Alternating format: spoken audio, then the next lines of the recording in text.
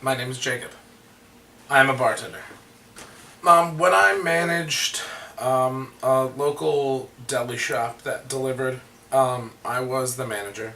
There was a certain point in time where I knew that I needed to make a little more, and I knew that I probably should. I took on extra duties and all sorts of things.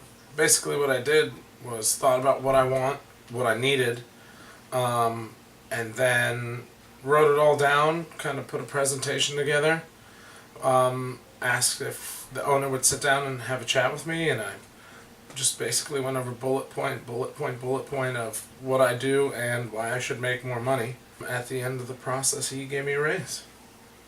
Hi, my name is Ashley, and I work at a health food store. I had been working at Sundance for about a year and a half, working full-time.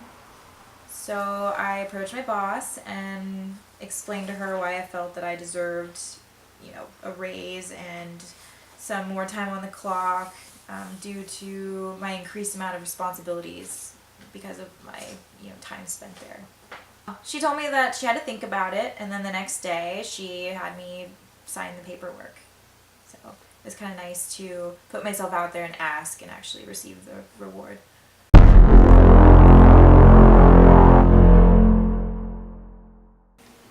So a time when I had to use anger management at work.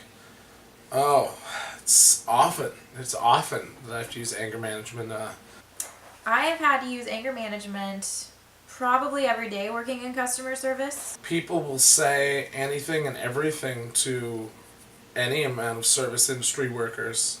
Working in customer service is challenging. There's a lot of irritated customers and stressed out coworkers, and every once in a while something will happen. Like, for instance, last week my boss was having a bad day and was taking it out on everyone, and I've got my own things going on, and I had to pretty much let it go and just kind of move on from it, and then Basically, Winston Churchill said something that I always like remembering, and that's when somebody says something horrible to me, I always remember, well, I've been called worse things by better people.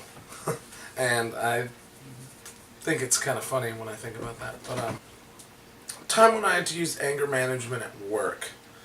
There was a time when a customer thought that they deserved special needs or had special requests, but weren't willing to express that, and they just got angrier and angrier because I wasn't reading their mind. And I remember that no matter what, as they continued to get irritated, I just had to remain calm and go the same professional approach. What do you want? What do you need?